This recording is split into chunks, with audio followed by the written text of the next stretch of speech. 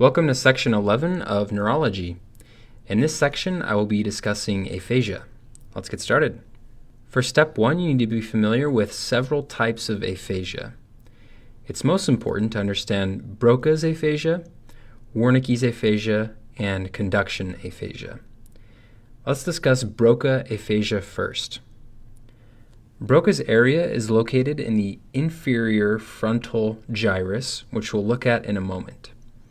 If this region of the brain is damaged, then patients will present with several key findings. First, their ability to comprehend verbal and written language is intact. Second, they have difficulty repeating phrases, so difficulty with repetition. And third, they are unable to speak fluidly. Fluidity refers to the ability to speak in a melodic and convincing manner. Hopefully, after we go through some questions later in this lecture, you'll be more comfortable with fluidity.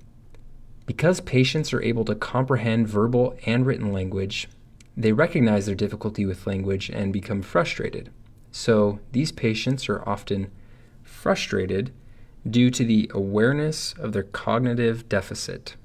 Some students use the letter B in Broca to remind them the boca, which just means mouth in Spanish, is broken. So B for broken boca. In other words, their mouth, in a sense, is broken, so they can't get words out. And this inability to speak is a unique finding to Broca aphasia. This is figure 8.2, which is a lateral view of the brain. This is posterior, and this is anterior. As we briefly discussed in section 1 of this chapter, Broca's area is right here. Again, this is in the inferior frontal gyrus. Okay, the next topic is Wernicke aphasia. Wernicke's area is located in the superior temporal gyrus, which we'll look at in a moment.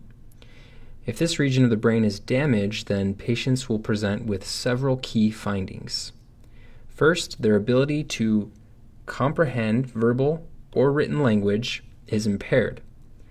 Second, they have difficulty repeating phrases. And third, their speech is meaningless, but the patient can articulate in a melodic and convincing manner.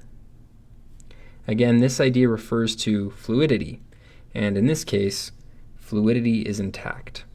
Because these patients are unable to comprehend verbal and written language, they don't recognize their difficulty with language, so they're not aware of their cognitive deficit. Some students use the letter W in Wernicke to remind them of the phrase word salad. In other words, patients with Wernicke aphasia are able to speak, but it's just gibberish nonsense. So in that sense, it's word salad. This is figure 8.2, which again is a lateral view of the brain. And as we discussed in section 1 of this chapter, Wernicke's area is right here. And recall that this is the superior temporal gyrus. Okay, before we move on to conduction aphasia, I'd like to mention that both Broca's area and Wernicke's area are supplied by the middle cerebral artery, or MCA. Recall from section 9 that the vascular territory of the MCA is approximately here. It's important to know that a stroke of the terminal branches of the MCA could result in isolated damage to Broca's area or Wernicke's area, depending on the region of the vessel that's occluded. So again, the MCA supplies blood to both Broca's area and Wernicke's area. Okay, the last type of aphasia is called conduction aphasia. Conduction aphasia occurs due to damage to the arcuate fasciculus. The arcuate fasciculus is a fibrous band between Broca's area and Wernicke's area that relays important information about language. If this region of the brain is damaged, then patients will present with several key findings.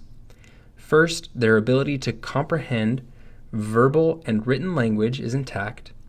Second, they have difficulty repeating phrases, so difficulty with repetition. And third, they are able to speak fluidly, so fluidity is intact. This is figure 8.2, which is a lateral view of the brain.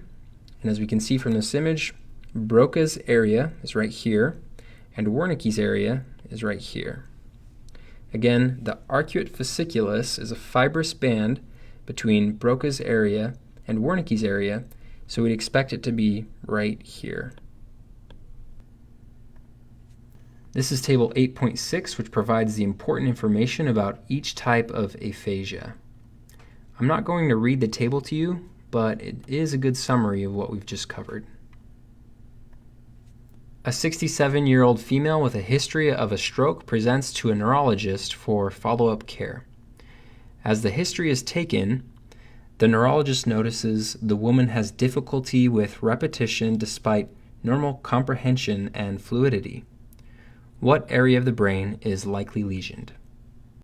Notice from the question stem that the patient can speak and understand normally, but the ability to repeat is impaired, as we can see, because she has difficulty with repetition.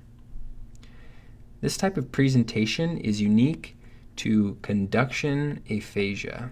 Again, conduction aphasia is caused by damage to the arcuate fasciculus. So we're asked what area of the brain is likely lesioned. This would be the arcuate fasciculus. From table 8.6, we can see that conduction aphasia results in impaired repetition with intact comprehension and fluidity. Okay, let's do another question. A 72-year-old male is brought to the emergency department by his concerned children. Since admission, the man appears to have asked well-articulated questions, but they lack meaning. Upon further exam, he has difficulty repeating phrases and does not appear to understand the questions being asked. What region of the brain shown below is likely damaged?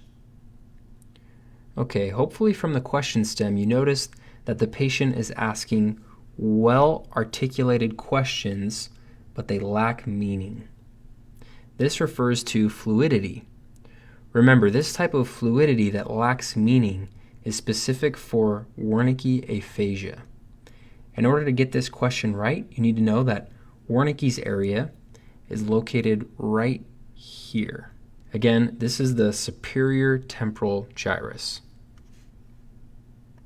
From table 8.6, we can see that Wernicke aphasia results in impaired comprehension and impaired repetition with intact fluidity.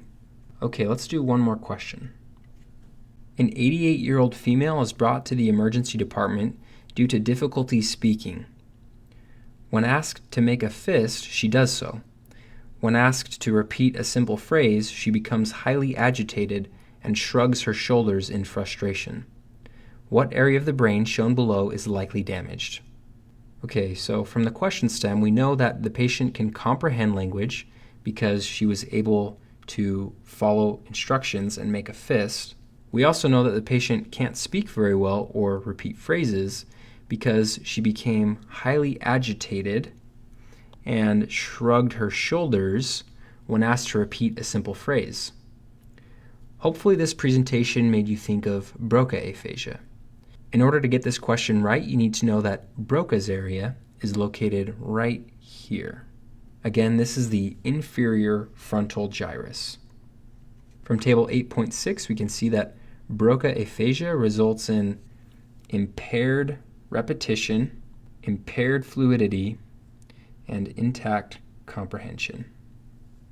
And that concludes this section.